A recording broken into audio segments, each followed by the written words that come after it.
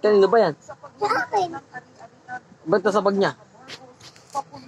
Hindi ganyan. Hindi ganyan. Akin to eh. Oh. Eh bakit hindi? Pakalat-kalat kasi yung gamit mo. Kaya sinabi ng kuya mo. Dapat kasi pag ginahit mo, itabi mo kaagad. Itang Philippine laptop.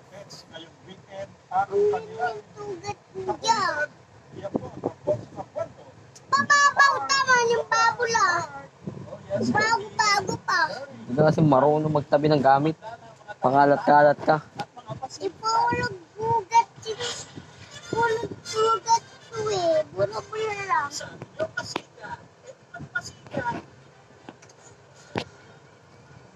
Papa, ano ulam bukas? Matulog ka muna ba? Ulam agad? Tatanong ko ang taon. Ano? Tatanong. Tatanong mo lang naman. Matulog ka muna. Matulog muna tayo bago pagkain na naman. Kakakain mo lang. Ano yung ulam bukas? Gulay. Ay, gulay. Talong. Palong! Oo. Ano pa? Mamaya na, mamaya na. Mamaya na. Ito muna! Kumakain ka di ba ng gulay? Ah? Kumakain kang Anong gulay? gulay? Ewan ko sa'yo, anong gulay ba kinakain mo? Ate, man ko yung gulay dati. Anong gulay? Talong! O yun. Balutong! O yun. Hindi magtatalong tayo bukas. Ba't? Yiw!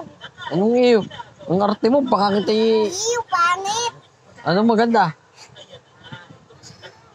Ah, ang ganda siomay.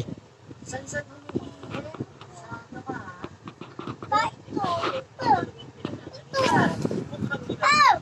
Ito. Wala pa naman tayong benta bukas, kaya gulay muna tayo. Ay, gulay na yung tintan mo. No? Ay, gulay na lang. Mo, pagpulo iba-iba. Bakit? Diba sabi mo? Oh. Sabi ko, Sabi ako game! sabi ko, Ikaw, wala ka game. Ako, meron game mo dami. ang sabi ko, gulay na lang ang ulam natin. Hindi ko sabi magtitinda akong gulay. Hindi na tayo magkakarne, hindi na tayo magmamanok. Puro gulay na lang. No. Bakit? Isda, hindi na rin. Oh.